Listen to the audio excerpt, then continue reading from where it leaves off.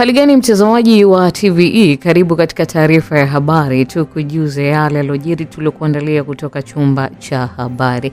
Mimi ni Miriam Mlaponi, nitakusomea habari za kitaifa, habari za biashara zitasomwa na Godwin Mawanja na habari za kimataifa zitaletwa kwenu na Roman Shirima. Kifuatacho ndani ya TVE habari. Wananchi zaidi ya 11,000 kunufaika na mradi wa umeme wa juu wa Ushatu. Serikali yaagiza viwanda mkoani Pwani kuboresha mazingira ya kazi. Na katika habari za kimataifa, Israel yawashambulia tena Hezbollah, Iran yaitishia Marekani, huku vyama vya upinzani vikikanusha kuingiza wapiganaji Iran. Karibu mtazamaji wa TVE na moja kwa moja tuanzie huko mkoani Geita, ambapo tunaelezwa kuwa mradi wa nishati ya jua uliopo katika kijiji cha Kayenza, halmashauri ya wilaya ya Ushetu mkoani Shinyanga, umetajwa kuleta manufaa kwa wananchi zaidi ya 11,000 kutokana na kutoa umeme wa uhakika kwa wakazi wa maeneo hayo. Baadhi ya manufaa yaliyotajwa ni pamoja na kuongeza nguvu kazi katika gridi ya taifa, kupunguza uchafuzi wa mazingira pamoja na kutoa ajira kwa vijana wa eneo hilo. Taarifa na Joel Maduka kutoka Geita ina undani zaidi. Akizungumza wakati wa ziara yake katika mradi huo, katibu wa NEC itikadi, uenezi na mafunzo wa Chama cha Mapinduzi Kenan Kiongosi amesema mradi huo umegharimu takriban kiasi cha shilingi bilioni 11.6 hadi kukamilika kwake ni miongoni mwa jitihada za serikali katika kuhakikisha wananchi wanapata huduma ya umeme wa uhakika. Unatija ni mradi ambao umegharimu zaidi ya bilioni 11, fedha ambayo imetolewa na serikali kuhakikisha wananchi wa Ushetu na maeneo mengine nchini wanaweza kupata umeme wa uhakika, ikiwemo kata hii ya Ukune. Na jambo hili ni jambo zuri na la kupigiwa mfano. Kwa nini? Mheshimiwa Rais amekuwa na ajenda ya nishati safi, lakini kwenye nishati ya uhakika kuna maendeleo ya uhakika.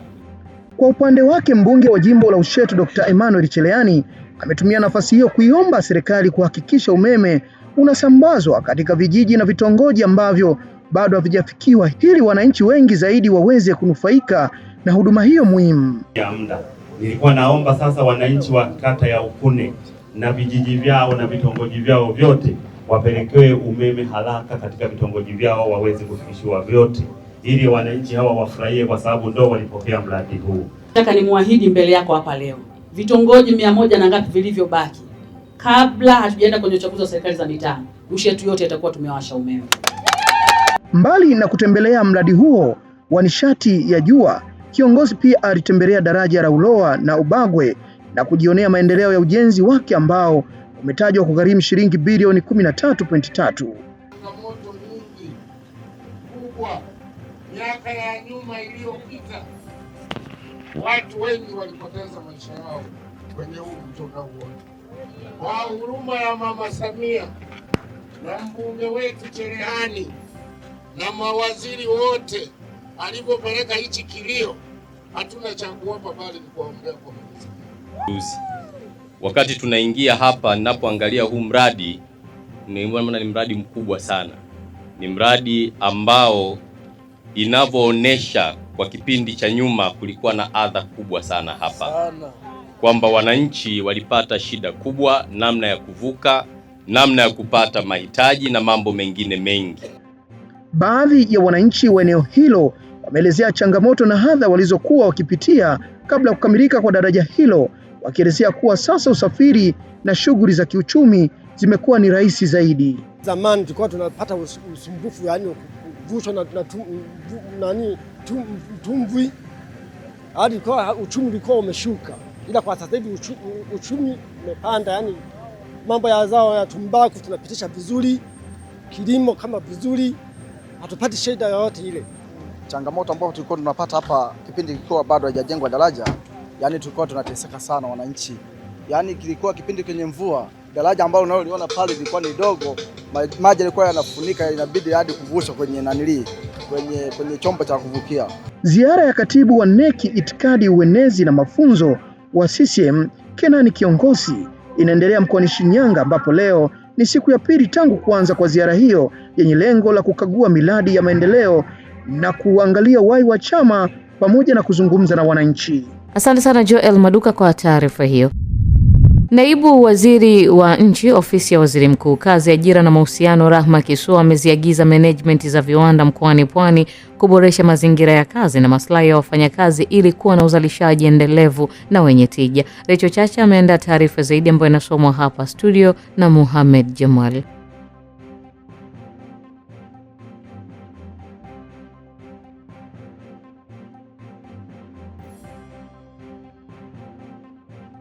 Mkoani Pwani. Akizungumza kwa nyakati tofauti katika viwanda alivyotembelea, Naibu Waziri Kisuo amesema pamoja na viwanda hivyo kufanya kazi nzuri ya uzalishaji na kutekeleza sheria za kazi, ziara yake imebaini dosari ndogo ndogo zinazopaswa kurekebishwa na wahusika. Niwapongeze, mnafanya kazi nzuri. Hongereni sana. Hongereni sana. Mnajitahidi sana kucomply na sheria kwa nafasi yenu. Kuna haya mambo machache muhimu ni kuimprove tu. Fanyeni kazi, tuendelee kufanya kazi, tutoe ajira kwa vijana wetu. Basi hii ajira iwe yenye staha, isiwe ajira tu. Hilo ni swala la OSHA, idara ya kazi na wengine wote wanaohusika ili kuangalia utekelezaji wa sheria. Au tuwape muda sasa waje wafanye ukaguzi wa kina wa utekelezaji wa sheria. Mtendaji mkuu wa Wakala wa Usalama na Afya Mahala pa Kazi OSHA, Khadija Mwenda, ambaye aliambatana na naibu waziri katika ziara hiyo, ameeleza baadhi ya mapungufu yaliyobainika katika mifumo ya usalama na afya ya viwanda vilivyotembelewa, ikiwa ni pamoja na mazingira ya kazi yenye joto kali, vumbi la makaa ya mawe kutapakaa katika mazingira, upungufu wa vifaa kinga na ukosefu wa alama za usalama. Tuna kaguzi mbili, tuna kaguzi ya mifumo na tuna kaguzi zile ambazo ni specific. Kwa kwetu sisi ni kama leo tulikuwa tunafanya ile walkthrough, kutathmini mazingira ya kazi na namna ambavyo compliance ya OSH ipo katika hichi kiwanda. Kwa haraka tumeona kwamba hawako vibaya sana, kwa sababu kama ni kuwa rate basi ni kuwapa improvement notice kwamba kuna maeneo ambayo they have to improve, lakini hawako vibaya, wanajitahidi. Lakini lingine ambalo tumeliona Mheshimiwa Waziri ni vumbi kubwa na makaa ya mawe. Tumetembea hapo, tumeona kuna vumbi. Lile vumbi, wale watu wanafanya kazi pale 24 hours. Nadhani mna shift hapa. Sasa lile vumbi linatakiwa, ndio maana kuna kwenye sheria kuna kitu kinaitwa housekeeping, kwamba ni lazima pasafishwe kuhakikisha kwamba lile vumbi vuti likaja likawaletea athari. Kwa upande wao, viongozi wa viwanda vilivyotembelewa wamemshukuru naibu waziri na watendaji wake na kuahidi kutekeleza maagizo mbalimbali yaliyotolewa katika ziara hiyo. Kiukweli tumepokea ujumbe au ugeni wa Mheshimiwa Naibu Waziri wa Kazi na Ajira kwa mtazamo chanya, kwani tumeweza kujifunza mengi. Tunashukuru sana kwa serikali hii ya kuweza kuonyesha jitihada za dhati kabisa kwa vitendo. Ndani ya muda mfupi tu, kama Mheshimiwa Naibu Waziri alivyosema, tutakuwa tumeshafanyia kazi na tutaweza kuwapa mrejesho kwa yale yote ambayo wameweza kutushauri na kuweza kuyafanyia kazi. Ziara hiyo ya siku 2 wilayani Kibaha mkoani Pwani imefanyika katika kiwanda cha bidhaa za usafi cha KEDS Tanzania CO Limited, Aluminium Trailers Limited ambao ni waundaji wa trailer za malori, kiwanda cha kuunda magari cha GF Vehicle Assemblies Limited, pamoja na kiwanda cha sabuni na vipodozi cha Creative Intertraders Limited.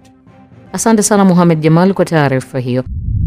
Naibu Waziri wa Elimu, Sayansi na Teknolojia Wanu Hafidh Amil amezindua mradi wa ujasiriamali wa vijana kwa mustakabali wa chakula na kilimo YEFA, mradi unaogharimu zaidi ya shilingi bilioni 3 wenye lengo la kuwawezesha vijana kiujuzi, ajira na ujasiriamali katika mnyororo wa thamani wa kilimo. Shukuru Matero ameandaa undani wa taarifa hiyo. Akizindua mradi huo mjini Morogoro katika chuo cha VETA Kionda, naibu waziri huyo amesema VETA ina jukumu la kuhakikisha inazalisha wataalamu wenye uwezo wa kuendesha na kutengeneza mitambo ya kilimo, na kusema kuwa wizara inafanya kazi kuhakikisha wanafunzi wanaomaliza VETA wanapata ajira katika viwanda. Mwenendo wa maendeleo katika sekta ya kilimo unaonyesha kuwa katika miaka ijayo mahitaji ya wataalamu wa umwagiliaji, uchakataji na uhifadhi wa mazao yataongezeka kwa kasi. Hali hii inachangiwa na ongezeko la uwekezaji katika kilimo na viwanda vinavyotegemea mazao ya kilimo. Kutokana na mwelekeo huo, VETA ina jukumu la kimkakati la kuhakikisha nchi inapata mafundi stadi wenye uwezo wa kuendesha na kutengeneza mitambo ya kilimo. kubuni na kusimamia mifumo ya umwagiliaji, kupunguza upotevu wa mazao baada ya mavuno na kuongeza thamani ya bidhaa za kilimo. Na waomba hawa vijana waliolima waungane na mkakati wa mpango wa mkoa wa Morogoro. Haya mliojifunza hapa mwanzie hapa kuyafikiria mapandani. Sisi tuna mazao ya kimkakati, Mheshimiwa Waziri. Tuna mazao 10 ya kimkakati mkoa wa Morogoro. Kwa upande wake mkurugenzi mkuu VETA CPA Anthony Kasore amesema mradi huo unatarajiwa kutoa fursa kwa vijana 5631 katika mikoa 19 ambapo mpaka sasa vijana 639 wananufaika. Huu mradi unalenga kuwawezesha vijana kupata ujuzi ili waweze kupata ajira na kuona fursa zilizopo katika eneo hili la sekta hii ya kilimo. Umesema vijana hawa wanaenda kufundishwa katika maeneo matatu. Moja ni ufundi wa zana za kilimo, pili ni teknolojia ya umwagiliaji, na tatu ni teknolojia ya uhifadhi mazao baada ya mavuno.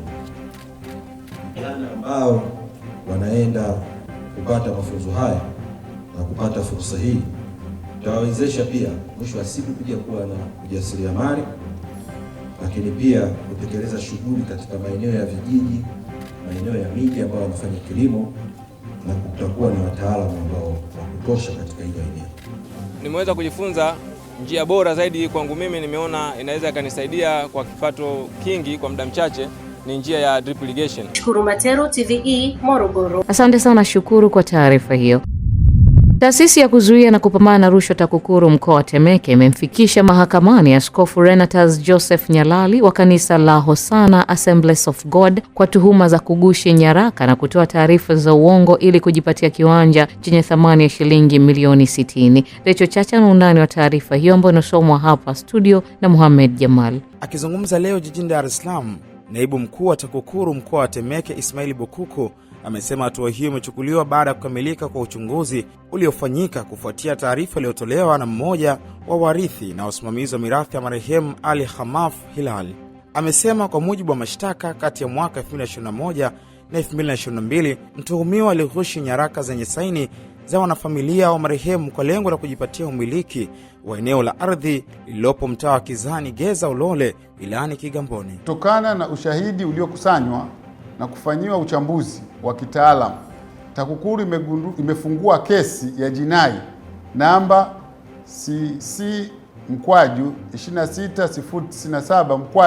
CC-26097/2025 dhidi ya Askofu Renatus Joseph Nyalali katika mahakama ya wilaya ya Kigamboni. Kwa mujibu wa hati ya mashtaka, imedaiwa kuwa katika kipindi cha mwaka 2021 hadi 2022 mshtakiwa aligushi nyaraka na sahihi za wanafamilia wa marehemu kwa lengo la kujipatia umiliki wa eneo la ardhi lililopo mtaa wa Kizani Geza Ulole wilaya ya Kigamboni. Eneo hilo lilinunuliwa mwaka 2008 kwa kiasi cha shilingi milioni 60 na kuachwa kama urithi kwa watoto wa marehemu. Uchunguzi huo ulifanywa kwa kushirikiana na mamlaka za usimamizi. Katika hatua nyingine, naibu mkuu wa TAKUKURU mkoa wa Temeke amesema katika kipindi cha robo ya kwanza ya mwaka 2026, yani Januari hadi Machi, TAKUKURU mkoa wa Temeke itaendelea kutekeleza majukumu yake, ikiwemo kuandaa bonanza kwa wanafunzi wa shule za sekondari wanaoshiriki katika klabu za wapinga rushwa wilayani Temeke, pamoja na kufuatilia utekelezaji wa maazimio yaliyofikiwa katika vikao kati ya TAKUKURU na wadau mbalimbali. Asante sana Mohamed Jamal kwa taarifa hiyo. Wakati taasisi ya kudhibiti ubora wa mbegu nchini TOSCI ikionya vitalu bubu na wazalishaji wanaozalisha miche ya parachichi na kuuzia wakulima bila kuwa na sifa stahiki za kufanya biashara hiyo, hususan vibali vya usajili wao, mkuu wa mkoa wa Njombe Anthony Mtaka amesisitiza kuendelea kulinda ubora na chapa ya tunda linalozalishwa Njombe ili kuendelea kuteka soko la kimataifa ambalo limekuwa fitina nyingi kutoka mataifa washindani. Taarifa Ibrahim Godfrey Mlele kutoka Njombe inafafanua. Mtaka ametoa msimamo huo katika mkutano wa wadau wa parachichi ambao umefanyika mjini Njombe, ambapo amesema ubora wa chapa ya tunda letu kimataifa inapaswa kulindwa kwa wivu mkubwa kwa sababu kuna baadhi ya mataifa washindani wanahujumu soko na kisha kutumia fursa hiyo kuagiza uzalishaji wa miche kufuata taratibu za serikali ili kuepusha wakulima na hasara zinazoepukika. Ni waombe mtu yote anataka kufanya uzalishaji wa miche aende kwenye standard, afate taratibu. Nenda TOSCI, andikisha kampuni au jina lako, tengeneza miche ambayo ni standard, kwa sababu lazima ujue kwamba mtu akilima eka moja ataingiza miche 120. Una kijana mwenzako anauza miche, anazalisha miche 500,000 anauza, na ame-maintain soko lake kwa miaka 10. Na watu wanampigia simu, anawapelekea miche Burundi, Kongo, anawapelekea miche Kigoma, Ngara, huko Bukoba.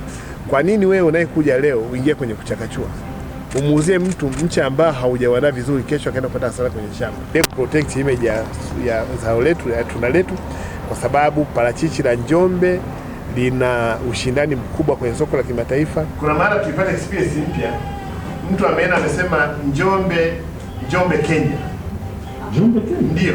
Kwa upande wao maafisa wa taasisi ya kudhibiti ubora wa mbegu Tanzania TOSCI Nyanda za Juu Kusini, ambao wanaendesha operesheni ya kukagua vitalu vya miche ya parachichi baada ya siku 90 kuisha ambazo zilitolewa na serikali kwa wazalishaji kusajili vitalu, wamesema ni kosa kubwa kuendelea kuzalisha miche na kuuzia wakulima bila kuwa na vibali, kwa kuwa miche mingi inafia shambani kwa kukosa ubora. Hapa TOSCI ilitoa siku 90 kwa kujisajili, ambapo kuanzia tarehe 30 mwezi wa 9 mwaka 2025 hizo siku 90 zimeshaisha. Kwa hiyo kitu ambacho tunawasisitiza wauzaji na wasambazaji wa mbegu, kwanza wasajili vile vikonyo, root stock, ile miche ambayo inatumika kwa ajili ya root stock, lakini pia wasajili vitalu vya grafted clones. Tumeweza kukagua, kuangalia miche hiyo namna ilivyo na kuweza kuona kwa ujumla wake na kuwahimiza na kutoa wito kwa wazalishaji kwamba waweze kujisajili. Mtu kitalu kinakuwa hakibainiki vizuri, amekificha huko pembezoni, au wengine anazalisha ndani ya nyumba, ametengeneza fence, kwa unakuta kukibaini kwake kunakuwa kaugumu kidogo, lakini tunashirikiana pia na wenzetu wa upande wa halmashauri, maafisa ugani, na tuna pia wakaguzi wa mbegu. Miongoni mwa wazalishaji ambao wamefikiwa na wakaguzi hao ni pamoja na Nemes Green Garden, ambao wanaeleza umuhimu wa zoezi hilo na kisha kushauri hatua kali zichukuliwe kwa wazalishaji bubu wa miche. Sisi kama wadau tunahitaji kuwahimiza wakulima tupande miche ya parachichi iliyo bora, kwa sababu ukipanda miche ambayo ipo bora uzalishaji utakuwa ni mkubwa. Na hivyo basi wale ambao hawajaweza kusajiliwa sheria tuifuate mkondo. Kutoka Njombe, TVE Habari, mimi ni Ibrahim Godfrey Mlele. Asante sana Ibrahim kwa taarifa hiyo.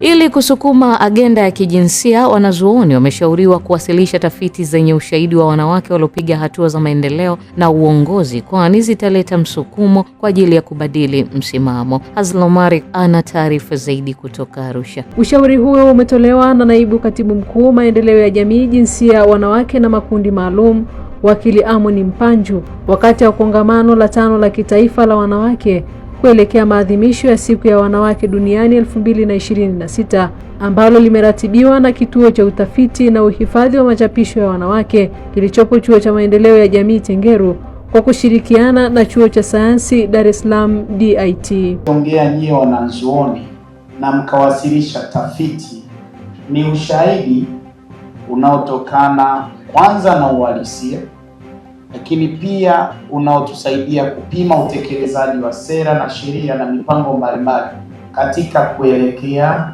maendeleo endelevu yanayozingatia usawa wa kijinsia. Kwa hiyo mkiongea nyie, sisi watekelezaji na wana sera kwa misingi ya watu wa serikali tunakuwa tumepata ushahidi wa kutusaidia kusukuma hii ajenda ya usawa. Dr. Bakari George ni mkuu wa taasisi ya maendeleo ya jamii Tengeru, pamoja na kaimu mkuu wa taasisi ya teknolojia Dar es Salaam DIT Rose Kachecheba, wanasema usawa wa kijinsia sio chaguo tena, bali ni sharti la maendeleo endelevu. Jitihada kubwa za taasisi mbili kuunga mkono jitihada ambazo serikali inaongozwa na Mheshimiwa Rais inafanya katika masuala ya kijinsia, lakini sisi kama taasisi ambazo taasisi za serikali, taasisi za elimu ya juu, na sisi tunajialign hapo. Hasa ikizingatia ya kwamba katika dira ya taifa ambayo ilizinduliwa ya 2050, masuala ya kijinsia ni mojawapo kati ya nguzo muhimu kuhakikisha kwamba kunakuwa na usawa wa kijinsia, na jitihada kubwa zimefanyika, lakini bado changamoto zipo, na sisi taasisi hii tunajitahidi kwa kutumia majukumu yetu, kwa kutumia core business zetu kwa tunafanya kuweza kuhakikisha kwamba changamoto hizo zinatatuliwa. Kauli mbiu hii inatukumbusha kwamba usawa sio chaguo tena, bali ni sharti la maendeleo ya kweli, kwa sababu hakuna taifa ambalo linaweza kafika maendeleo endelevu ikiwa nusu ya rasilimali watu wake hawapati fursa katika elimu, ajira na uongozi na hata umiliki wa rasilimali. Nao baadhi ya viongozi wa vituo mbalimbali vya masuala ya jinsia wanasema lengo lao ni kuhakikisha hakuna mtoto wa kike anashindwa kufikia ndoto zake kutokana na vikwazo. Tunamwezesha mtoto awe wa kike ama wa kiume aweze kupata yale ambayo ameyatarajia, ambayo ni maono yake, hayakwamishwi na chochote. Kwa hiyo kuna dawati la jinsia, ikiwepo kwamba kuna vitu ambavyo vinaharibu ule mwenendo wa kumfanya mtoto asiweze kumaliza, tunakemea kwa vikali. Wajua watu wa kike wana changamoto, wa kike sio kwamba wa kiume hawana, lakini wa kike wanazo zaidi kulingana na disadvantage ambazo wanazipata. Kwa hiyo zaidi ya watu wapatao 5,000 wamefaidi kwenye programu hii. Tunakuwa na mazungumzo kwa mada zilizoandaliwa. Tunaamini ya kwamba wakiongea wanaweza wakajibu solution wenyewe. Tufanyeje? Mtoto akipata mimba afanyeje? Arudije, aendeleje na masomo na kadhalika. Ajipe ujasiri, amke tena aweze kwenda. Maadhimisho ya siku ya wanawake duniani hufanyika kila ifikapo Machi 8 kila mwaka, na kwa mwaka huu yana kauli mbiu isemayo hamasisha usawa wa kijinsia kwa maendeleo endelevu. Asante sana Hazla Omari kwa taarifa hiyo.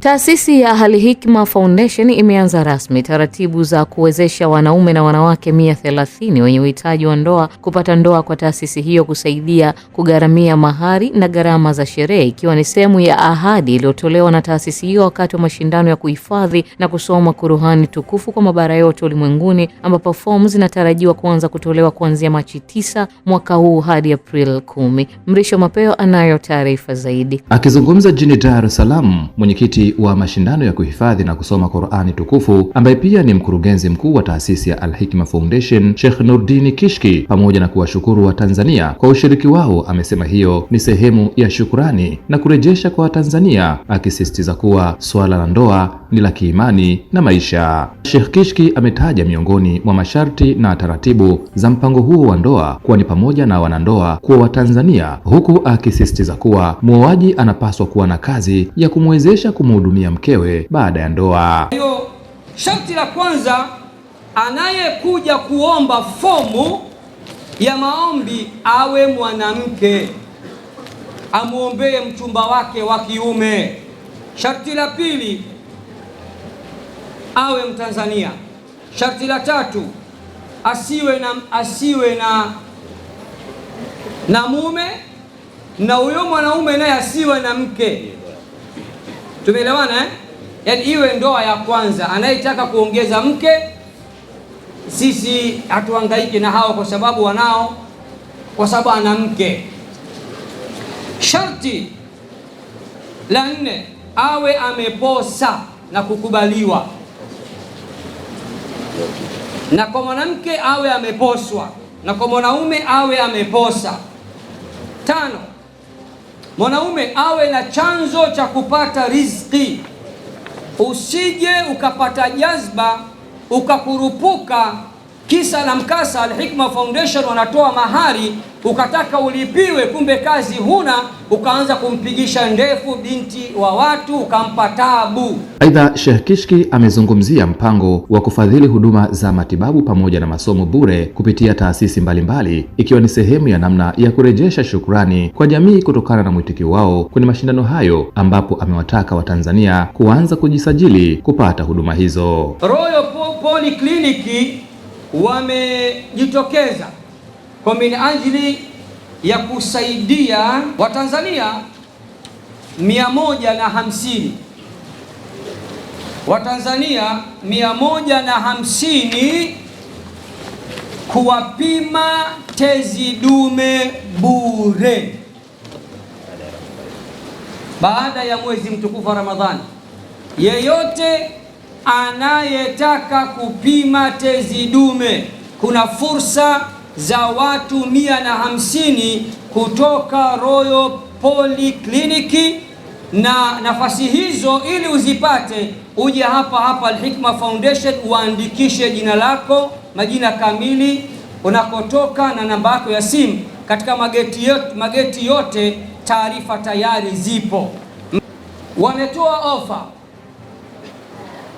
ya wanawake 100 kuwapima saratani ya matiti baada ya mwezi mtukufu wa Ramadhani. Asante sana Mrisho Mapeo kwa taarifa hiyo. Wananchi wa mtaa Bomba Mbili kata ya Mwakibete mkoani Mbeya wameiomba serikali kuunga mkono juhudi za ujenzi wa miundombinu ya barabara inayofanywa na wananchi ili kuondokana na changamoto wanazozipata katika maeneo yao. Taarifa ya Daniel Semeta kutoka Mbeya ina undani zaidi. Wananchi wamesema hayo wakati mbunge wa jimbo la Uyole Daktari Tulia Ackson baada ya kutembelea ujenzi wa barabara inayounganisha kata Yela na Mwakibete, ambapo amezungumzia umuhimu wa barabara hiyo. Mpaka tukafikia lengo hili ilikuwa ni ubovu wa barabara, kipande chetu cha barabara hiki kutokea upande wa Yela kuja upande wetu wa Mwakibete, hususan eneo la Bomba Mbili. Mzunguko ambao tulikuwa tukizunguka kwenye hii barabara ulikuwa ni mrefu ukilinganisha na kipande hiki hapa kwenda kutokea Magufuli. Hicho tunaanzisha kujenga hii barabara ni ubovu wa hiki kipande. Kilikuwa kipitiki kipindi cha masika na kiangazi, panakuwa panachimbika sana. Mawasiliano yalikuwa ni magumu, palikuwa papitiki, tulikuwa tunazunguka umbali mrefu, tulikuwa tunazunguka barabara ya Ivumwe wakati kuna barabara ya jirani hapa. Kwa changamoto ya hii barabara, maana kila wakati wa mvua barabara waga ilikuwa haipitiki kabisa. Kwa hiyo tulikaa kama wananchi tukaamua tuchangiane ili tutengeneze hii barabara. Kwa upande wake diwani wa kata ya Mwakibete amesema kuwa mtaa Bomba Mbili ndio unaoongoza kwa kuwa na miundombinu mibovu ukilinganisha na maeneo mengine, huku msoma taarifa mradi huo ametoa gharama za ujenzi huo. Kati ya mitaa ya kata ya Mwakibete kimiundombinu huu mtaa ni changamoto kubwa, na mimi namshukuru Mungu, viongozi wangu tunashinda ofisi za serikali, tunashinda mno ofisi za serikali na kuwaleta viongozi huku. Changamoto kubwa Mheshimiwa Mbunge ni barabara ya kutoka Ivumwe sekondari kwenda Makaburini kuungana na hii barabara, na changamoto hii tunakuomba sana tufikishie kwa mkurugenzi atusaidie. Kuna mahali kuna vikwazo. Mheshimiwa Tulia, nipende kujumlisha changanuo wote wa gharama zote zilizopia kuanzia barabara hii ya kwanza mpaka barabara ya pili kwa wadau wachache kama tulivyoeleza mwanzo alivyoeleza kiongozi wetu alitangulia. Jumla matumizi milioni 41,946 kwa gharama zote barabara hii na ile upande wa pili. Jinsi gani wananchi na wadau wanapenda kuunga mkono juhudi zako za maendeleo, na sisi mpaka tukafikia maamuzi ya kusema tukushirikishe kwanza na uje kujionea, kwa sababu kama nimesema toka mwanzo itakuwa sio busara sana kwa mheshimiwa wewe na maendeleo tusikushirikishe jambo hili ukasikia limeisha juu kwa juu. Daktari Tulia Ackson, mbunge wa jimbo la Uyole, ametoa mifuko ya simenti mifuko 100 pamoja na mawe ili kumalizia ujenzi wa barabara hiyo. Leo mimi mbunge wenu nachangia lori 10 za mawe na mifuko 100 ya simenti. Sasa nyinyi mtapeleka pale ambapo inahitajika zaidi. Sasa kuhusu haya maombi mengine ambayo mnataka muendelezo wa hizi barabara, hayo ngoja tukatafute wadau, alafu tutakapokuwa tayari basi mtataarifiwa.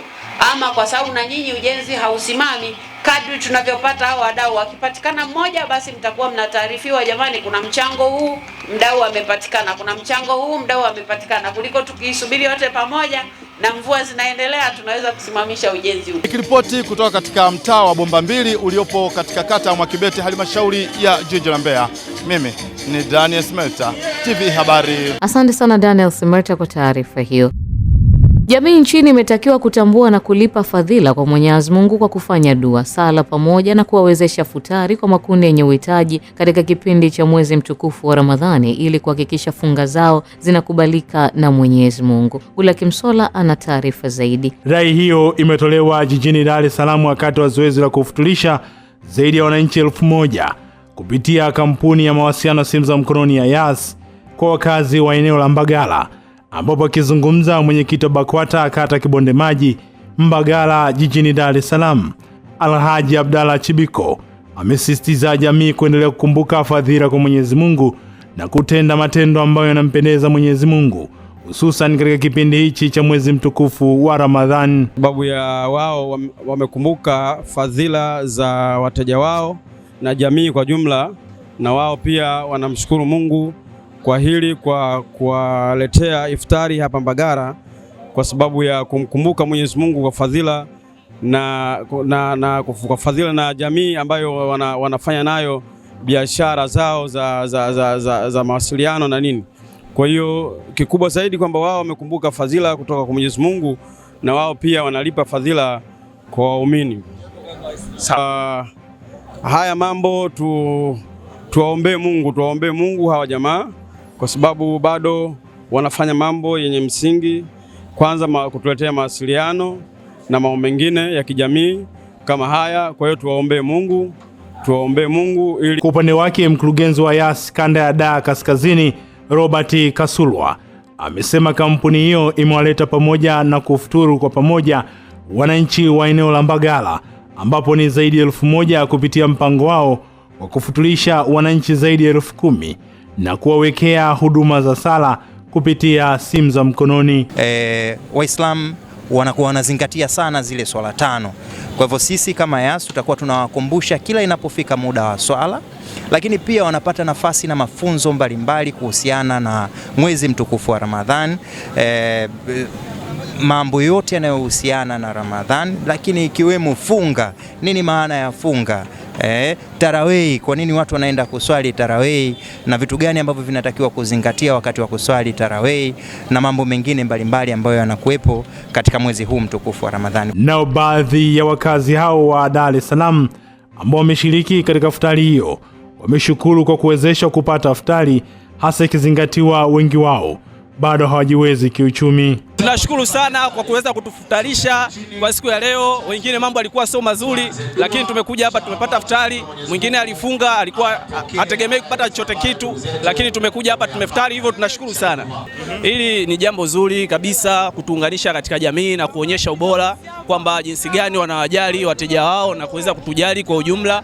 Kama hivyo wameweza kuja kutufutarisha, tunashukuru sana. Waislamu na sio kwa Waislamu wote tumeweza kuftari hapa, tumepata iftari, tunashukuru sana. Asante sana Goodluck Msolla kwa taarifa hiyo. Mtazamaji, hii ni taarifa ya habari. Mimi ni Miriam Mlapone, tupate mapumziko mafupi kisha tutaendelea na taarifa ya habari.